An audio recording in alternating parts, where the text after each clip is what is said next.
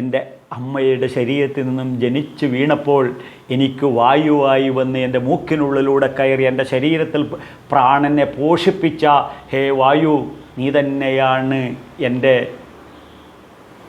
പ്രാണനായ ഈശ്വരനെന്ന്. അതിനുശേഷം സൂര്യനെ കണ്ടു. ഏഷ ആദിത്യോ പുരുഷോ ദൃശ്യത.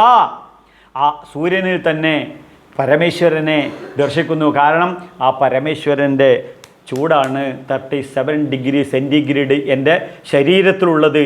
ഇത് നഷ്ടപ്പെട്ട് കഴിഞ്ഞാൽ ഇതെടുത്ത് കത്തിച്ചു കളയും. അത് എന്നിൽ നിലനിൽക്കുന്നത് ആ പരമേശ്വരനാണ്. അണോരണീയാൻ മഹദോ മഹീയാൻ ആത്മസ്യ ജന്തോർ നിഹിതം ഗുഹായാം.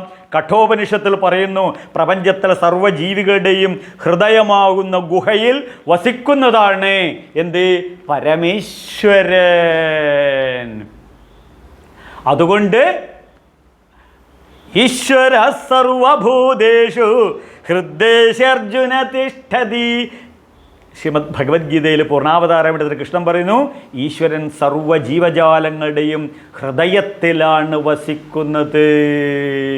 അപ്പോൾ ഇത് മനസ്സിലാക്കി കഴിഞ്ഞാൽ ആ മുഖ്യ പ്രാണശക്തി തന്നെയാണ് പ്രാണദേവൻ എന്ന് തിരിച്ചറിയുമ്പോഴേക്കും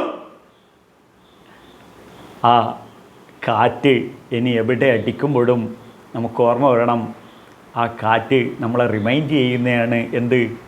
ഈശ്വരനാണ് ഞാൻ, ബ്രഹ്മമാണ് ഞാൻ ആണ് പ്രാണനായി നിൻ്റെ ശരീരത്തിൽ നിലനിൽക്കുന്നത്. നീ കണ്ണുകൊണ്ട് കാണുന്നില്ലേ? അത് ഞാനാണ് കാണുന്നത്. നീ മൂക്കുകൊണ്ട് മണക്കുന്നില്ലേ? അത് ഞാനാണ് മണക്കുന്നത്. നീ ശരീരം കൊണ്ട് സ്പർശിക്കുന്നില്ലേ? അത് ഞാനാണ് സ്പർശിക്കുന്നത്. നീ നാക്കുകൊണ്ട് രുചിക്കുന്നില്ലേ?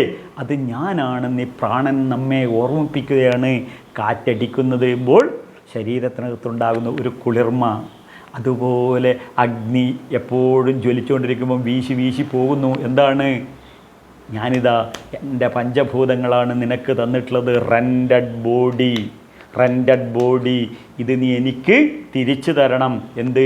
എൻ്റെ അന്നമായിട്ട്, എൻ്റെ ആഹാരമായിട്ട് അഗ്നിദേവൻ പറയുകയാണ്. അപ്പോൾ അത് മനസ്സിനകത്ത് കാണുമ്പോൾ പ്രപഞ്ചത്തിലെ സർവ്വചരാചരങ്ങളും ആ പരമേശ്വരൻ്റെ പ്രതീകമായി നമുക്ക് കാണാൻ സാധിക്കും.